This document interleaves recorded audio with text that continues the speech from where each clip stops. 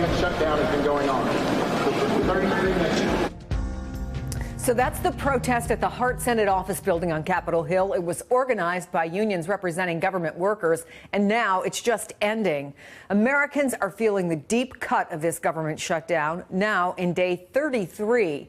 But perhaps today a sign of movement, with word that House Democrats are preparing a counteroffer to President Trump. Meanwhile, TSA and IRS employees ordered back to work without pay have been calling out at higher and higher rates as federal workers across the country feel the squeeze of what will soon become a second missed paycheck. The NBA's Brooklyn Nets set up a food pantry at their home arena, offering food and assistance to federal workers and contractors here in New York City. 630 people showed up in just 3 hours. Joining me now, NBC's Capitol Hill reporter Leanne Caldwell. So we do have at least some talking apparently going on both sides. Let's start with those House Democrats. What are they looking at? Sure, Chris. So there is some movement. They are preparing to offer a counteroffer to the president, perhaps before the end of this week. You know, Democrats have been stuck on no money for the wall, and they didn't even want much more money for border security. They're going to vote on a bill today or tomorrow that would give them about $1.5 billion in border security. But there's a new offer that they're talking about that the president could get before the close of business on Friday, and that's $5.7 billion of money, but that's for border security and not the wall. So notice that that's the same figure that the president is wanting for his wall, that Democrats are prepared to give him.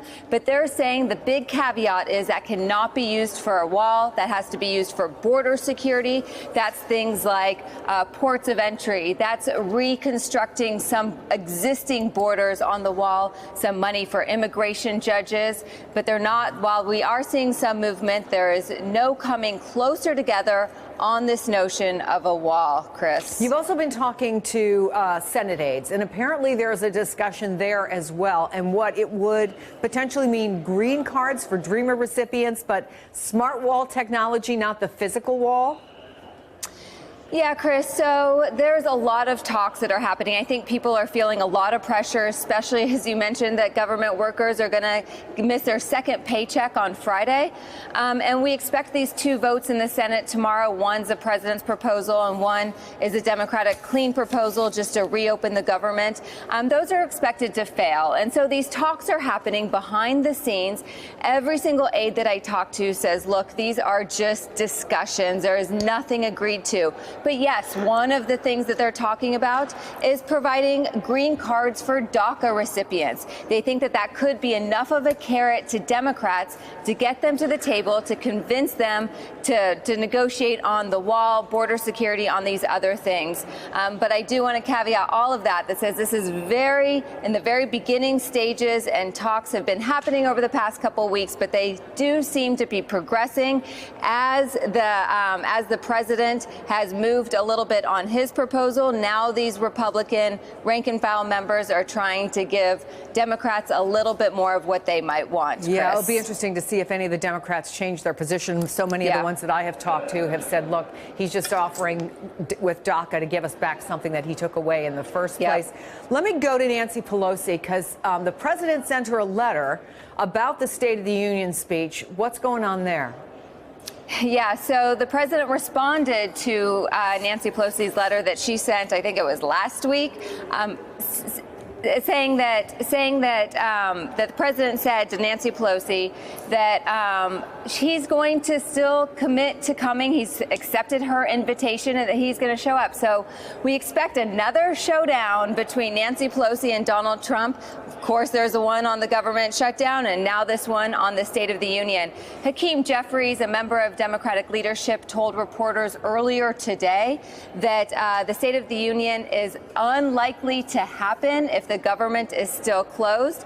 And so there's these two sides are staring at each other face to face. We're still unsure on if the State of the Union is going to take place on Tuesday, and if it does, Where, Chris? An awful lot of stare downs going on there in Washington, D.C. Leanne, thank you for your reporting. Appreciate that. Joining me now is New Mexico Democrat and Assistant Speaker of the House, Congressman Ben Ray Lujan. It's good to see you. I want to quickly get your reaction to the letter that President Trump sent to the Speaker. What do you make of the fact that he says, I'm accepting that original invitation you gave me, and I'm not accepting essentially your concerns that there could be security concerns or any other reason you have for me not giving the State of the Union? Look, I think the president needs to understand that if the government is not open, that it's not likely that he'll be presenting the State of the Union from the House chambers to the American people. I just can't understand why the president can't see through this. We can continue conversations, negotiations, debates, but it should not be while the government is shut down. 800,000 plus families not receiving paychecks. On Friday will be the second week or the second pay period in a row that families are not receiving that pay. Families that need chemo, paying rent, putting food on the table, gas in the tank. This is just wrong. So again, I don't understand what world the president is currently living in, but Mr. President, open up the government. So would you support an offer that gives President Trump the $5.7 million he wants, maybe even more, for border security, but not a wall? Democrats have been very clear about a modern, effective, smart border security plan, and we've laid it out in different forms. We've given our Republican colleagues a chance to vote on it. As a matter of fact, today will be the 10th package that Democrats are putting on the House floor to send over to the Senate. And many of these bills are pieces of legislation that Republicans have already supported and voted on in committee, in conference, in one form or another. So look, what I'm open to is making sure that the president understands that we're willing to work with him when it comes to a strong border security initiative in the United States, one that includes technology, scanning capabilities as we look at the ports of entry, which even his administration has said is where these narcotics are being intercepted. So let's do what we can to improve our ports, not just on the southern border, the northern border, the water ports, as well as the interior ports across America, in addition to the judges and the custom agents, where there's currently 3,000 customs agents at our ports of entry where there are vacancies today. I think I misspoke. 5.7 billion, of course. Look, if the president is sticking with what he says, and he tweeted very clearly yesterday, no cave, where does that leave us?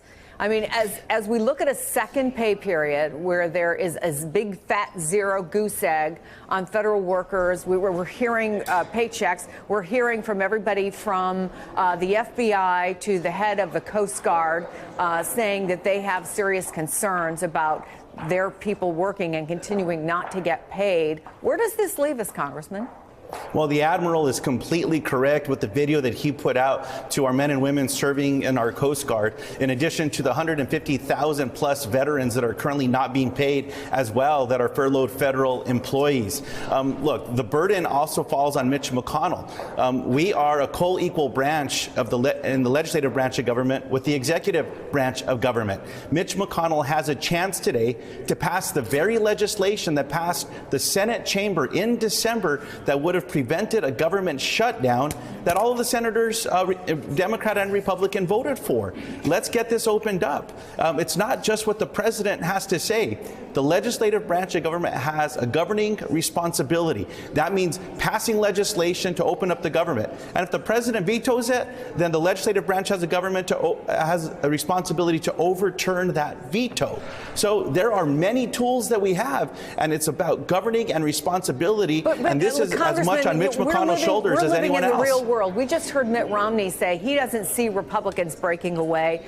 I don't hear a lot of Democrats saying that they plan to break away. So again, where does that leave us? I mean, when the president said, for example, and people scoffed, certainly a lot of people on this network scoffed when he said, you know, I'm hearing from federal workers who are telling me stand firm on the wall. I mean, are you seriously hearing from constituents who aren't getting paid and say stand firm against the wall when you're at a point when that $5.7 billion is being overtaken by the amount of lost income to the GDP? I mean, where is there a solution where maybe both sides compromise? Is there no compromise?